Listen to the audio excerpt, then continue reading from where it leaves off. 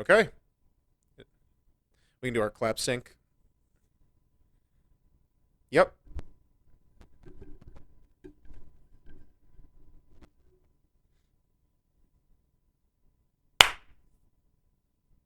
Yep. All right. We are same. Got a gold spike. Alrighty. Oop. Yep, it's recording. Yeah, I wanted to see that. Okay. Ready to get into it?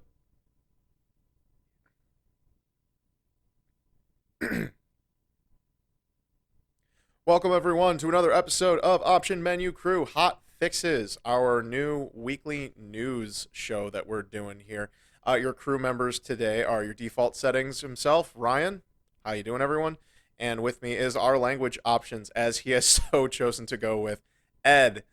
Welcome back, buddy.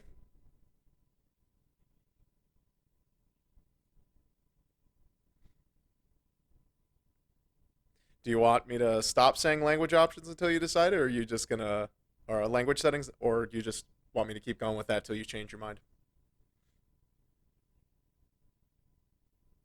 Okay. All right. Just double checking in. And we got some news this week, hot off the presses from last week's acquisitions talks. We will be talking about Sony buying Bungie, but we've got a couple other smaller things we want to get through before we get into the meat of that. And then our finale is some late breaking news of the day. So, Ed, you wanted to talk about this first topic. So go ahead and take it away.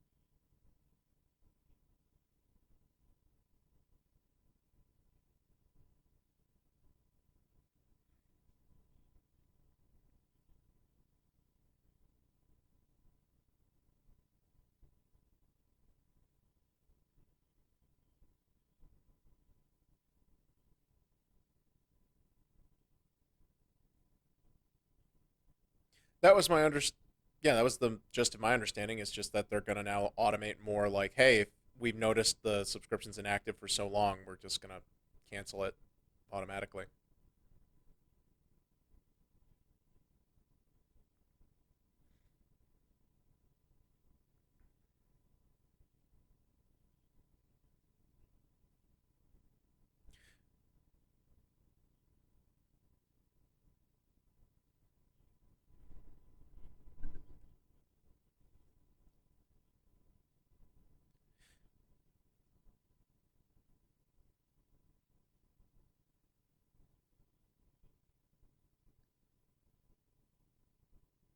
Well, it is, isn't it? And it is, and it isn't, because by not telling people, once people cancel, they might feel bitter about, oh man, I wasted so much money. But if they were sending out like notification emails, like they noticed after, I don't know, 60, 90 days or whatever, that the people hadn't like watched a movie on a service or played a game on Game Pass related to, Xbox, then they'd be like, hey, we're just checking to make sure that you're still good, security's there, are you still interested in being subscribed? Like, I think that would engender a lot of goodwill. People going, oh, they're just checking in to make sure. Yeah, you know what? I'm probably going to watch something now. But then you also got people who might go, you know what? I'm not using this. And they choose to go in and unsubscribe. But they'll remember that the service wasn't being terrible to them. And I think that's far more important than just taking passively all those dollars. Now, from the corporation's perspective, of course, they want all of that revenue uh, from the negligent people, and they're willing to just lose them on the back end if after they've collected the money, because it's better to lose people after they've spent a bunch of extra money rather than not. And subscription services are pretty much a giant subsidization program for consumers. But I think it engenders more goodwill, and that serves companies better down the line. But that's just me thinking long term, and call me crazy.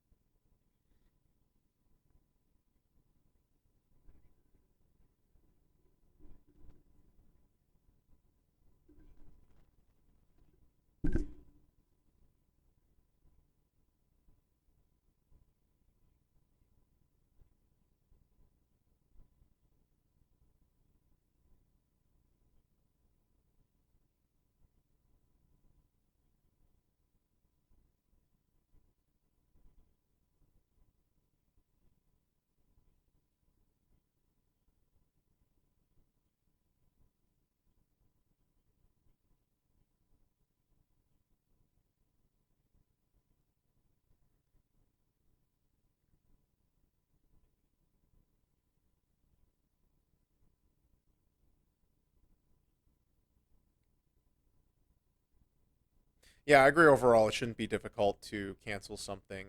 You shouldn't be making it too easy to create abuse and uh, wreck the system, but it shouldn't be super complicated, and it certainly shouldn't be a secret on how to easily be like, I'm canceling my subscription, and then okay, well, you've paid for the month, and your time's going to run out, and that's when you'll stop having service. So, and people should be alerted because also you don't want to leave an account active, even if you're planning on coming back to it, especially if you're planning on coming back to it.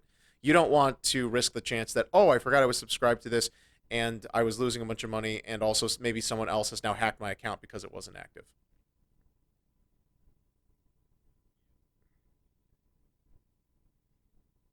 Okay. So moving on to our next topic. It's this one's a quickie as well. This one's nice to just poke fun at Ubisoft. Coming from Ars Technica, are they? Hang on, let me double check if they are reporting on this interview or if they held this interview with this Ubisoft executive about NFTs.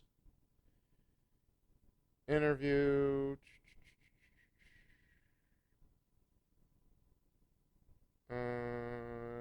Yeah, no, this Ars Technica had did this interview with a Ubisoft executive about NFTs, and basically, let's see, can I see who was the executive they talked to? Oh, I'm gonna butcher this because it's uh a it's a French name. Ubisoft in an interview conducted by, oh, excuse me, Ars Technica is reporting on an interview conducted by Australian tech site Finder to Ubisoft executives. Uh, and once again, this is French, so please pardon my pronunciation of this. I'm probably going to butcher it. Uh, Didier Genevois, head of Ubisoft's blockchain team, and Nicolas Poyard, uh, lead on Ubisoft's Quartz and Digits NFT systems. Let's see here. Yeah, basically they put their foots in their mouths by trying to describe why this is going to be, or beating around the bush about why this is going to be such a good thing for gamers, even though gamers are vehemently displeased with the idea of NFTs and general discourse around it, and even more in-depth discourse about NFTs has proven that the system by which NFTs exist and what any possible benefits they are largely doesn't bear out over time, and there are already existing ways in which the same things can be achieved without this new system for either better or um, no consequences to it or extra cost. And from what I've only heard is like the blockchain, it's as being part of crypto and requiring extra energy costs in order to have all this to maintain it is just constantly a drain on the world. So yeah, let's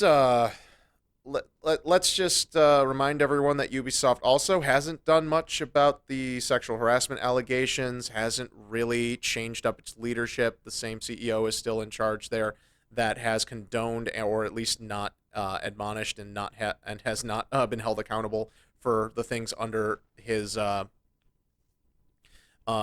watch happen. So, and I don't know about other management that's left or any other developments. So that's still one problem with Ubisoft.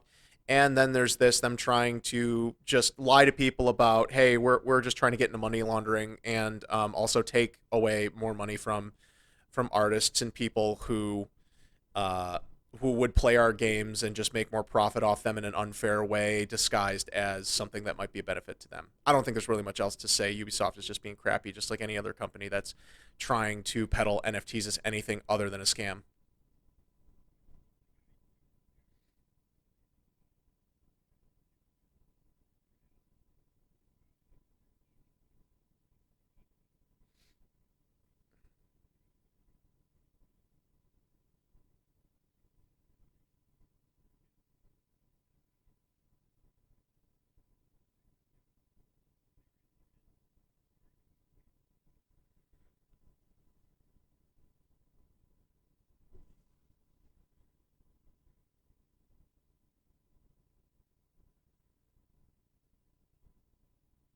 Oh, of course. And also, once again, there are ways to achieve that without the blockchain or any sort of crypto, NFT, whatever.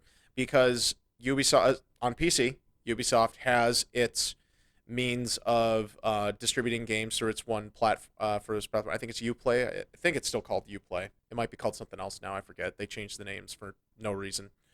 Um, and they could just let you sell back the license at a reduced price, or they give you only some money back. Uh, but that's not what they're choosing to do. They don't want to do that. They know what the licenses are. They totally can like buy back those keys if they want to and give you a little bit of credit for spending on another game on their store. And any of the other platforms could do the exact same thing. It's an account. All of these systems, PlayStation, Xbox, Nintendo, all of them have account systems that could track these licenses. They could buy back the keys into their system, give players some store credit, and let them go use it on other ones. They don't. They don't need the blockchain for it, and they just don't want to because they just don't want to. Um, they're afraid of, and I'm sure we've discussed it on our previous episode about like talking about used games. Like they're just afraid of abuse, and that some people will, but for the most part, like the used digital used games doesn't really isn't really a thing. But the whole concept, as we said before, is about people who don't have as much means trying to get some value back for the item so they can go spend it on something else. It's more of a financial issue than it is the practicality of, this good is mine and I want to be able to redistribute it. So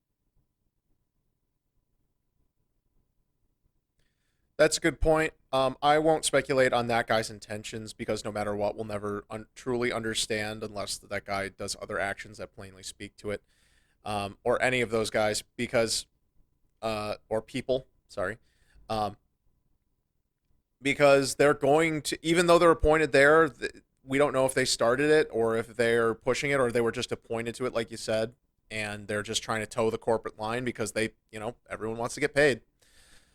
But that's probably it. It's mainly investor interest, and if they can sucker some people in, especially from the speculative market, that people out there, for the other NFTs, those people who have made their so-called millions from purchases already, they're just trying to hope and see if it'll sucker in and bring some extra income at very little cost to them. Like, once when you explain it to someone, like, well, this only costs like pennies on the dollar.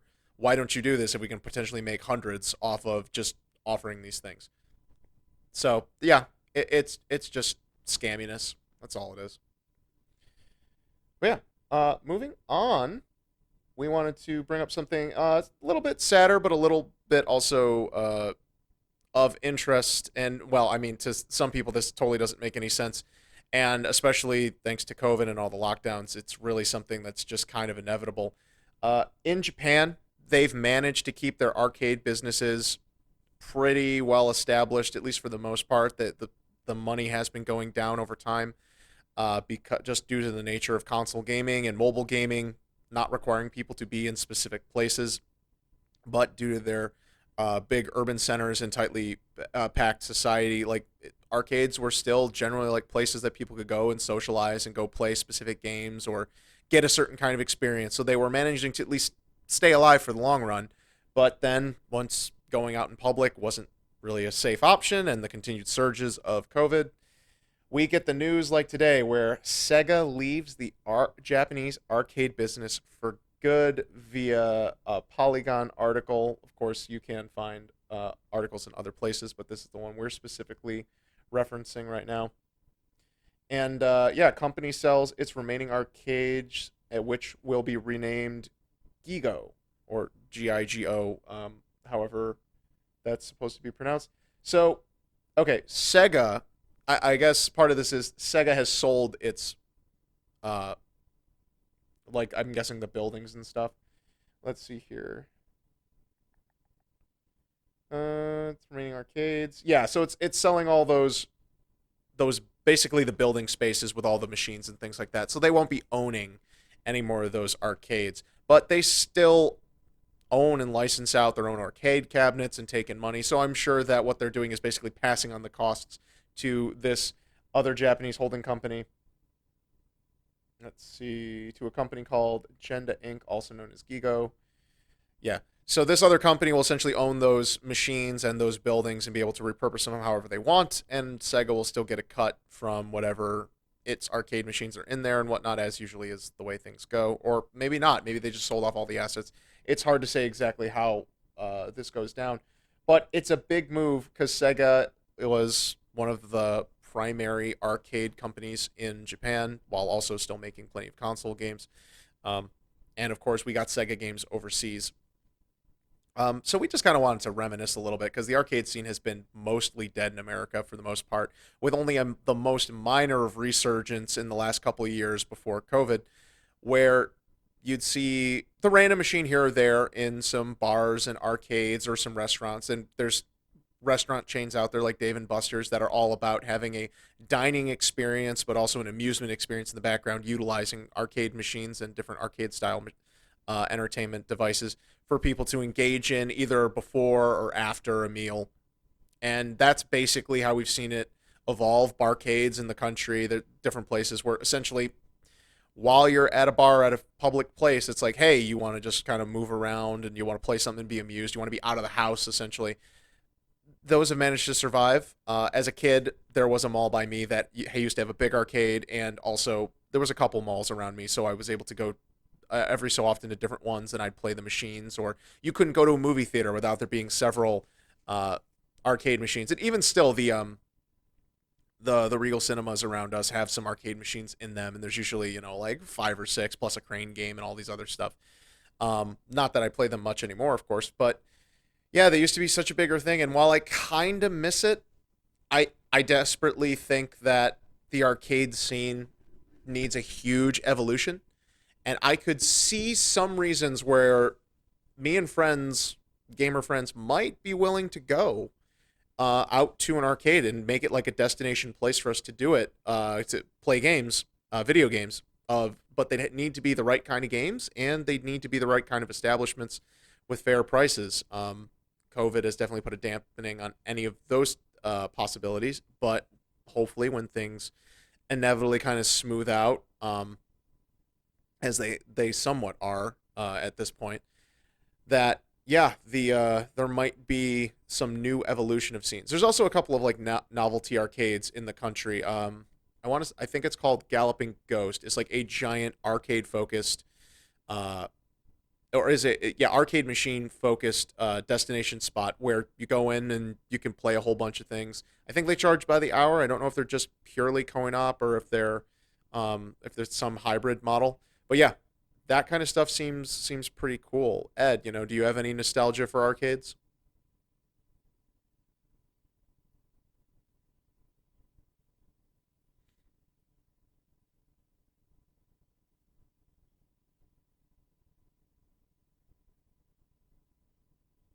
Mm-hmm.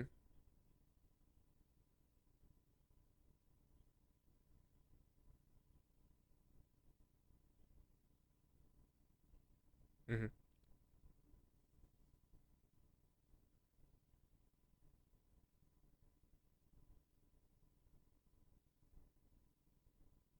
Yeah.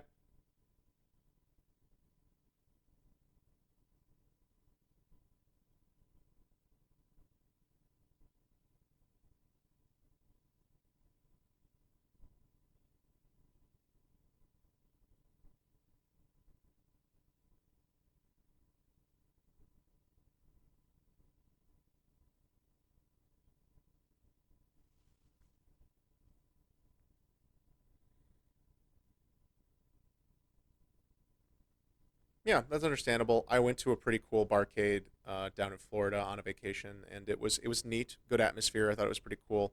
Didn't get to play. Well, I didn't really actually play any games while I was there, but it was nice to see like things happening on the side and people enjoying it. And I think as gaming has become more of a pop culture phenomenon and more widely accepted, that there is a market for destination gaming.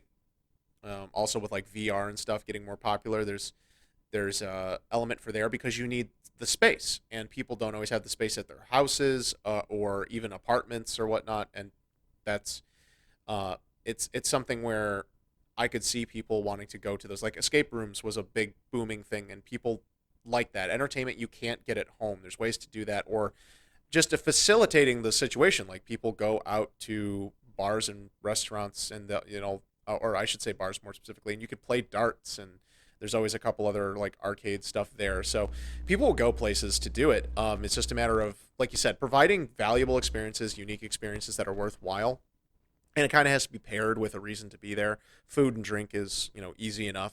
People love going out and doing that to socialize. There's also been like some I've heard. I don't have any brands off the top of my head, but there's like a couple places that have experimented with also tabletop gaming, and like giving people the chance to rent a tabletop thing, come with their friends, buy some food and drinks, and play a tabletop game for a couple hours there. And so I think that if things get to a better place eventually, that you could see some more places borrowing those gimmicks and doing that. But it takes a certain level of dedication, and it also you need to have uphold the quality experience, and you need to have fair costs. Um, I don't know. I guess we'll see how things shake up over time. But yeah, it's a little sad. It's a little crazy to see, but at the same time, this isn't really shocking news. It's more shocking that it was Japan, where it was still kind of going strong.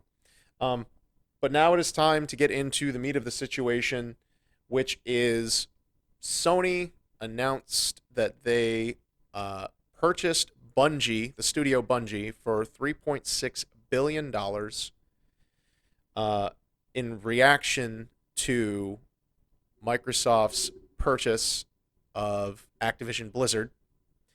Bungie.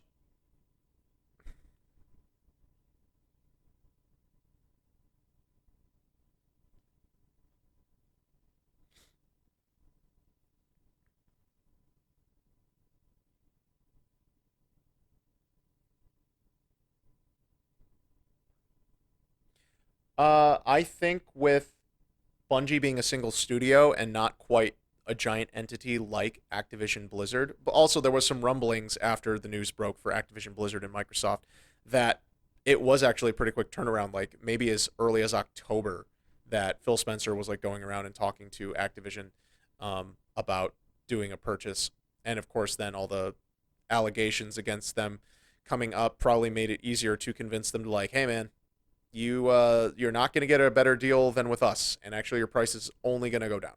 So yeah, I think Sony did this because with the big sales of like it's also been like what, a week or two at this point, or was it literally last week? I it You're right. You're right. So in 2 weeks, I think when things are desperate and you have a smaller entity like Bungie, it's probably easier to turn around. Sony and Bungie were clearly talking before about promotional deals regarding Destiny 2 and doing like exclusive content and promotions. So I think their relationship was existing. and they were probably looking into more tightly, considering Sony has been trying to tie up third-party exclusivity deals in all forms for the last couple months now with PlayStation 5 and all that, or I should say the last couple of years overall. It doesn't surprise me that perhaps there was talk about, hey, what if you came in here? At the same time, I after reading over what it sounds like with the deal with Bungie basically being like, hey, we're still kind of multi-platform, we're still gonna be like in charge of our IP and owning this and distributing to all platforms. We don't know how much of that's going to hold up over time, and if that's just the PR lip service they have to in order to maintain their stock prices and keep things up and keep gamers happy from like pulling out and abandoning or on the opposite platforms. That's one of the things I do hate is like I wish they'd just say like yeah, Destiny 2 is going to stay up, and any of the other deals regarding any of our unannounced projects are still there but they may be renegotiated depending on how things go. Like we're never going to get super honest, straightforward talk like that, which sucks. Did you want to say something? Yeah. Yeah.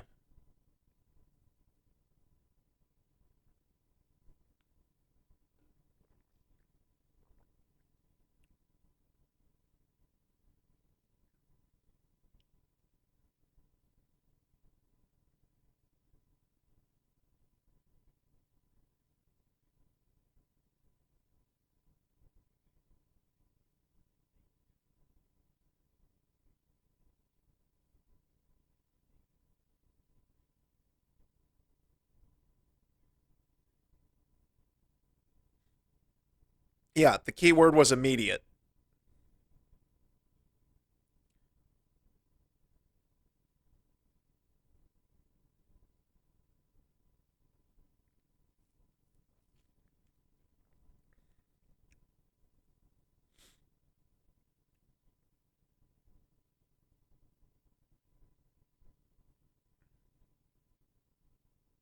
Absolutely.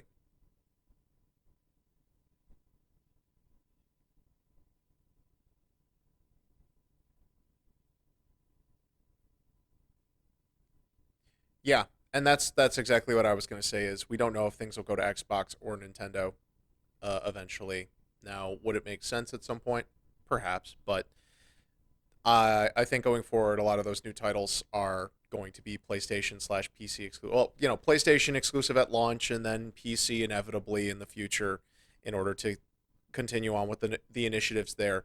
Will we see any other like cross-platform play games come from PlayStation Studios to Xbox or whatnot? Who knows? Like we know that Xbox is actively seeking to get Game Pass onto competing platforms in some form or another.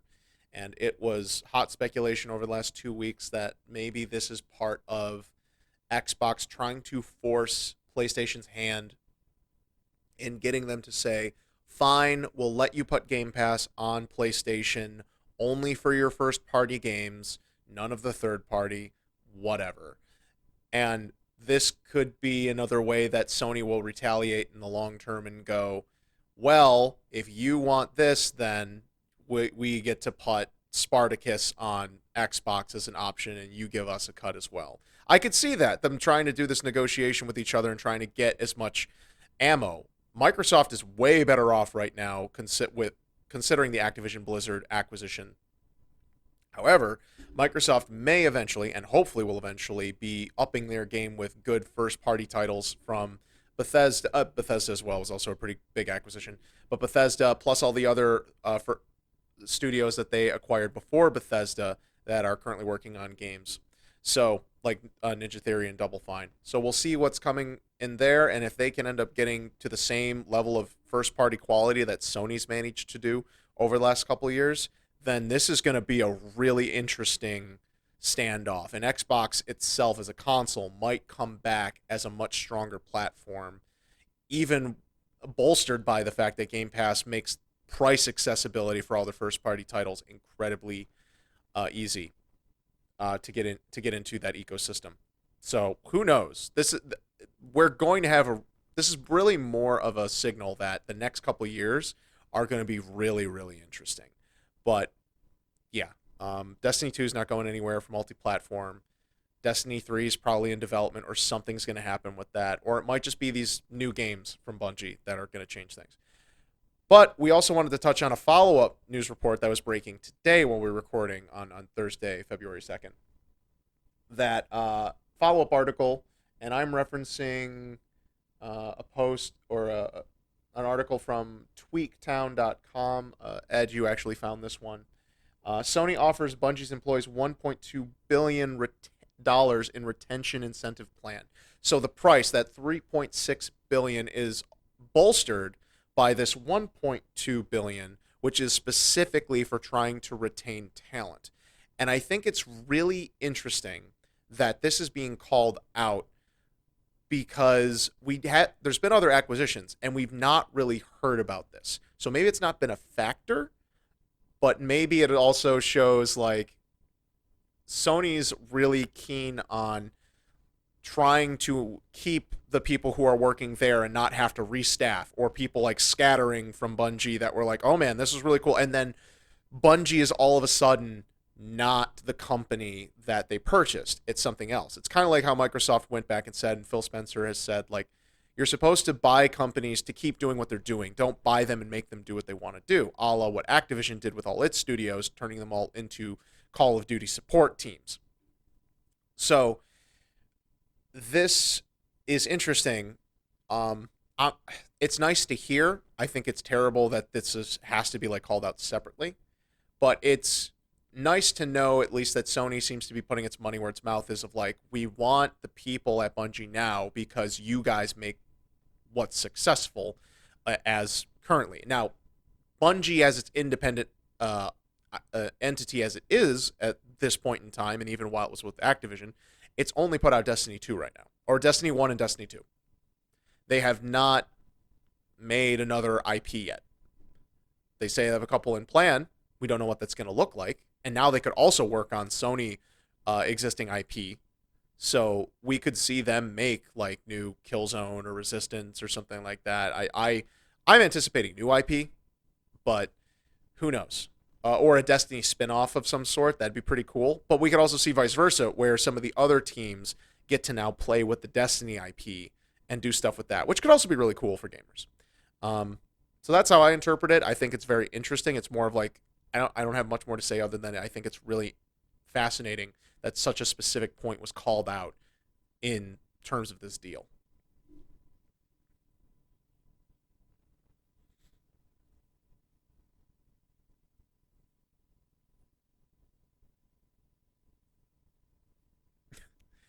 I've seen the article in other places, so it does the outlet doesn't really bother me.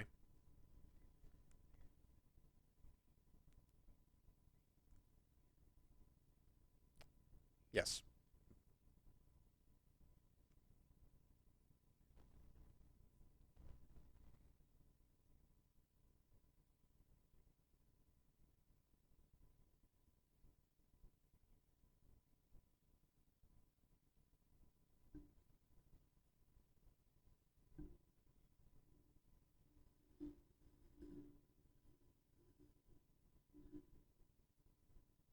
Yeah.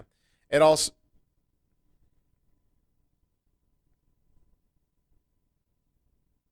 Yeah.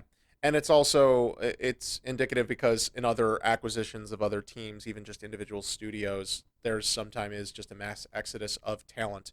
The head leads that were there for forever take off after like a year or so after the latest project finishes, or at some point. And of course, all of the other not mentioned names that are important to the studio that play important parts in putting all these games together, they just leave because they're trying to read the tea leaves and there's better opportunities, or the leads of the company getting huge payouts, and then they're like, okay, I got my check, now I'm going, like, you guys enjoy. And while that it's just interesting, and you'd think that but acquisitions don't always have the best history either, so, and more often than not they've led to poorer results.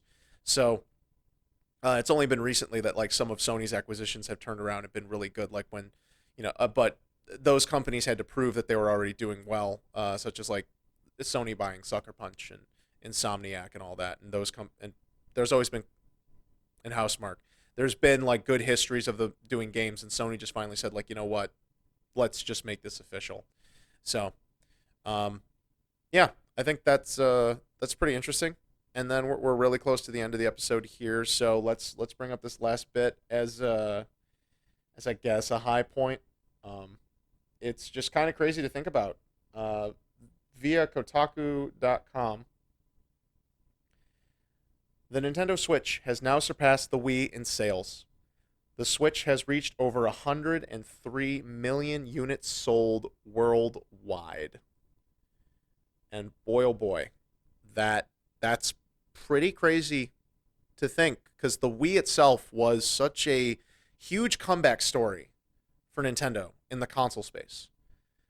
They took the world by storm when they basically launched console gaming with the original Nintendo system, continued it with the Super Nintendo platform, and then had all sorts of weird jank with their business model for Nintendo 64. And by that I mean they stuck to cartridges when disc CD media, compact disc CD media was starting to come out, and the famous stories about the Nintendo Super Nintendo disc drive, the alternate timeline Nintendo PlayStation that could have been, and that deal with them with between Sony and Nintendo that would have had a disc based and cartridge based hybrid platform for the next Nintendo system, as well as it being part of the whole reason that Nintendo ended up losing Final Fantasy to Sony and Final Fantasy VII switching to PlayStation.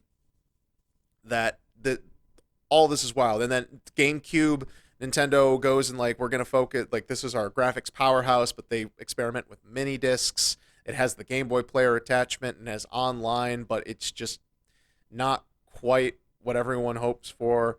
And then they get said, you know what? We don't care about graphics. Instead, let's just fully invest in a gimmick and see if we can't shake things up because we're having a hard time competing with PlayStation 2, and we're not beating PlayStation 2 despite the fact that it's a less powered system than our GameCube.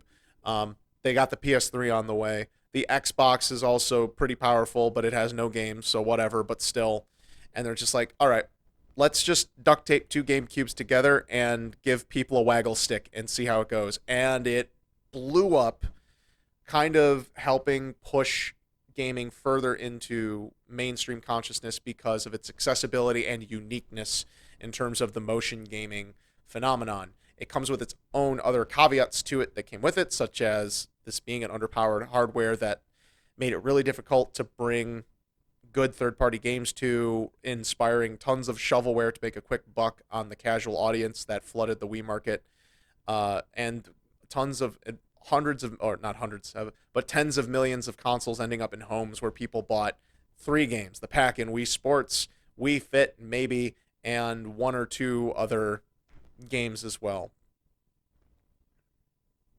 No, definitely not Wii Music.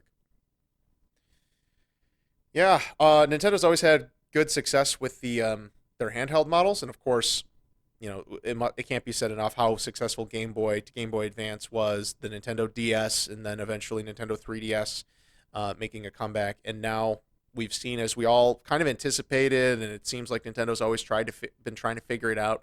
Just now's the right time. They finally meshed it together. We've got the Switch, and we've just got the Nintendo Switch. Then that is both a hybrid portable and console system, or some, and depending on how you think of it, it could be just it's a handheld system, a powerful handheld, a decently powered handheld system, we should say at this point, that can hook up to your TV, or it's both a console that can go on the go, a very weak console that can go on the can be played portably. Sorry, it's been a long day. And this is where they're at. I mean, it's a good concept. It's long in the tooth, and they're due for something better. And I'm sure they're going to do a sequel Switch, as it's been rumored. Ed, what are your thoughts on this news?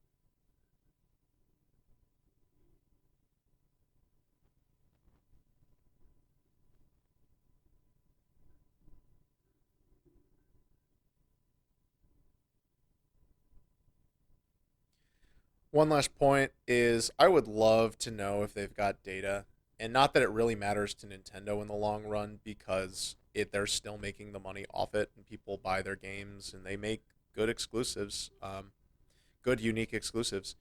Is how they did the revision of the Switch Lite, which is not a Switch, it's a Lite because it doesn't switch. You can only play it portably. Is with these like it being a cheaper system and things like that. I wonder if how much of Nintendo's audience, how big Nintendo's audience really is, considering that a lot of people just will rebuy the hardware. I'm sure there's multiple people out there that have bought more than one Switch. Of course, there's families out there where parents will have one and maybe one for each spouse, and then maybe one for the kid, or at least a second one because they have the main one and then a Switch Lite to go on the go. There's people who travel that may have bought multiple Switches. There's the collector's editions and different colors of Switch Lites, and I just wonder how many people have bought. How many are repeat purchases? How big is that market actually in terms of unique Switch users, and how that really shakes out? Because it'd be fascinating to understand whether or not that 100 million is just from about 50 million people who all bought two. And 50 million is not a small number. I'm not trying to make light of that, but is this 100 million people strong, or something like that? What percentage of that 100 million is unique? It would be very fascinating to know what that is. Just like it would be fascinating if we could tell how many like PlayStation 5s and Xboxes, Series Xbox consoles were obtained by scalpers before they reached actual hands. Seeing what that's like.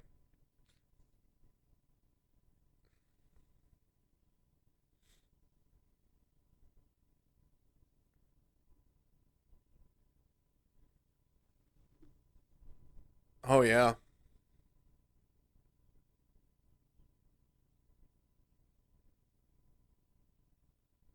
Oh boy.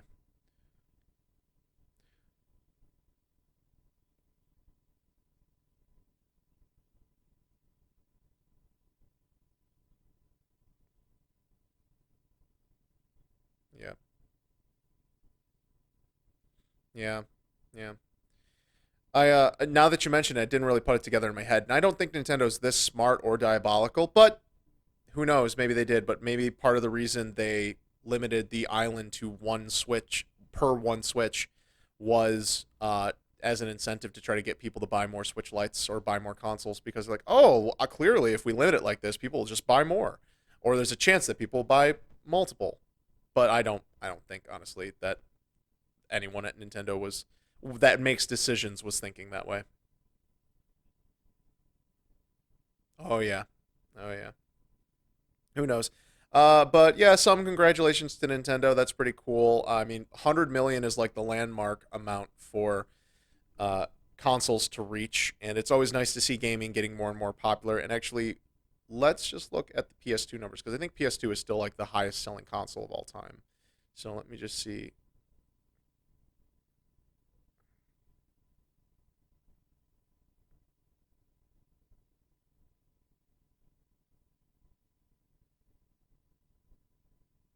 That would make sense. Um,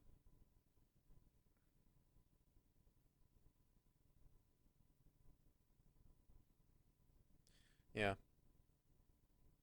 As of this Wikipedia page, as of January 4th, 2013, 155 million PlayStation 2s.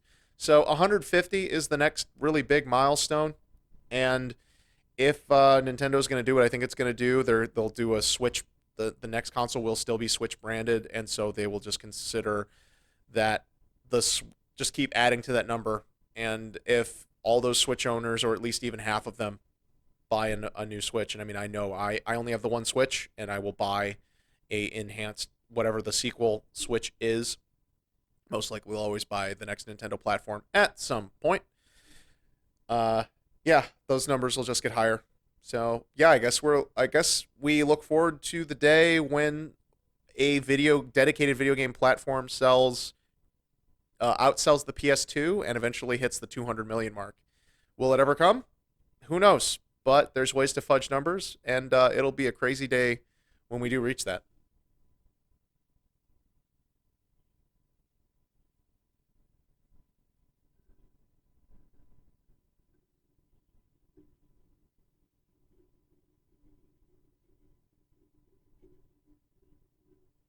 It is different. That is true.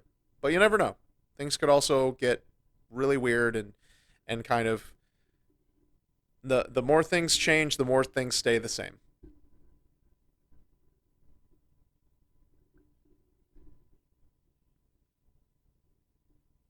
Yep. Crazy day. Another week in news covered. Yeah, there's a bunch of other stories out there, but that's what we thought was the most interesting stuff for this week. And thank you everyone for listening, and we'll talk to you again next week.